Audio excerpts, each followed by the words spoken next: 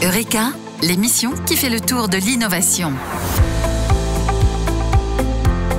Bonjour à toutes et à tous, je m'appelle Frédéric Como et je suis ravi de vous retrouver pour une nouvelle chronique consacrée à l'intelligence artificielle. Dans notre première chronique, nous avons rapidement parcouru l'histoire de l'IA, sa genèse au début des années 1950 jusqu'à l'émergence récente des IA génératives. Aujourd'hui, je vous propose de faire le point sur ces nouvelles IA dites génératives, leur nature, leurs applications et les points à considérer pour lancer les premiers cas d'usage. Les IA génératives sont des algorithmes qui génèrent du contenu en réponse à ce qu'on appelle un prompt. Pour le commun des mortels, le prompt prend juste la forme d'une question posée par l'utilisateur, comme lorsque vous utilisez ChatGPT. Mais en coulisses, cette question est souvent complétée par des instructions précises écrites par le développeur de l'application. Ces instructions, transparentes pour l'utilisateur, indiquent à la machine comment se comporter. Par exemple, tu es un agent conversationnel, tu dois répondre aux questions posées en gardant un ton professionnel. Les applications les plus connues du grand public sont sans doute ChatGPT et Copilot, à qui l'on peut poser toutes sortes de questions, et très récemment DeepSeek, mais aussi DALL-E et Midjourney, capables de générer des images correspondant aux instructions de l'utilisateur, comme dessine l'image d'un chat conduisant une voiture ou encore un vaisseau spatial survolant la tour Eiffel. Bien entendu, ce n'est pas forcément le genre de questions qui intéressera le monde de l'entreprise, encore que ces outils trouvent déjà des applications en marketing, notamment dans la création de contenu pour des sites web.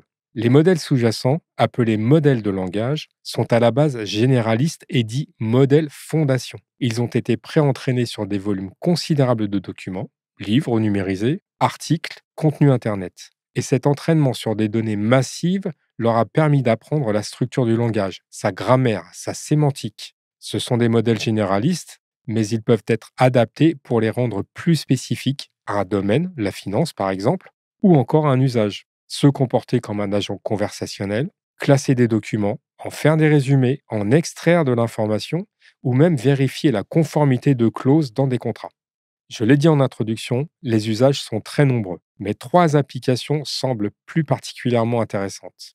La première, les chatbots ou agents conversationnels, notamment pour les sites de e-commerce ou pour un usage interne à l'entreprise.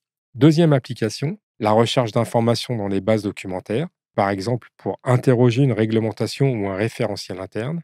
Et enfin, la troisième, l'aide au développement informatique, que ce soit pour générer du code, l'analyser et l'optimiser, ou accélérer sa mise en production.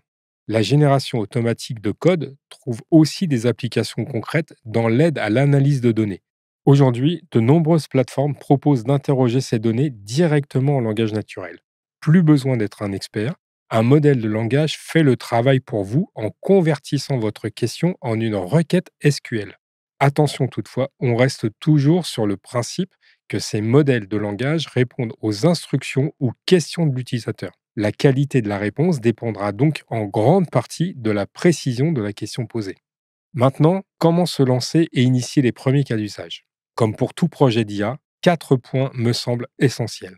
Il faut bien comprendre les attentes, identifier les données et en vérifier la qualité, déterminer les solutions techniques et réunir les expertises nécessaires. À cela, il faudra ajouter les aspects de sécurité et de confidentialité et en particulier pour les IA génératives. En effet, installer des modèles de langage dans son environnement privé peut nécessiter des ressources importantes et un bon niveau d'expertise. Certains font donc plutôt le choix d'y accéder via des services distants comme Azure, Google Cloud Platform ou AWS, pour ne citer que, qui proposent ces modèles sous forme de services accessibles via des API, c'est-à-dire des interfaces de programmation. Il va de soi que dans ces conditions, la question de la confidentialité des données se pose puisque les données vont voyager vers des serveurs distants. Idéalement, ces projets s'inscrivent dans une ambition plus globale d'utilisation de l'IA, ce qui suppose la mise en place d'une gouvernance, l'évaluation des aspects de sécurité et bien sûr la prise en compte de l'AI Act et du droit de la propriété intellectuelle. Comprendre les attentes est crucial, car toute solution d'IA, générative ou non, devrait répondre à un besoin et solutionner un problème de préférence posé par les équipes métiers. Idéalement, la demande sera motivée par la perspective d'un retour sur investissement, même si parfois ce ROI s'exprimera en termes de gain de temps, simplification, voire fiabilisation des tâches.